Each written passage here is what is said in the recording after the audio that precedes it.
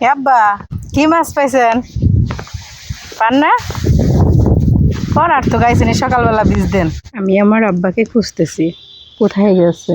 আমা বলতেছে যে নদীর পাড়ে গেছে মাছ ধরতে। সাথে সাথে আসছি, কারণ এখন তো নদীতে অনেক পানি, সাঁতার জানে। তারপরেও তো এখন জোয়ারের পানিতে অনেক ক্ষয়ক্ষতি হয়, যে কারণে অন্য কিছু চিন্তা না করে সোজা চলে আসছি।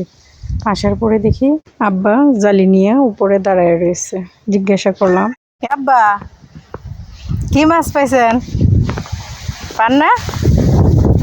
করার তো গাইছেন সকালবেলা বীজ দেন। পানি তো থাকবোই। তো তিনি তখন বলতেছে যে পানি অনেক ঘোলান, মাছ ওঠে না। তার মধ্যে আমি যেটা ভাবছিলাম সেটাই, দুইবার পড়ে গেছে। আব্বা স্ট্রোক করার পরে ঠিক মতো আগের মতো এখন হাত দিয়ে কাজ করতে পারে না। তারপরে ওনার শখ হয়েছে নদীতে মাছ ধরবে। নদীতে এখন জোয়ারের পানি আর পাড় ভাঙতেছে, তাই সাবধানতা বজায় রেখে নদীতে আসবেন। যদি অল্প সাঁতার জানেন তাহলে নদীর পাড়ে আসার কোনো প্রয়োজন নেই। সবাই ভালো থাকুন, সুস্থ থাকুন।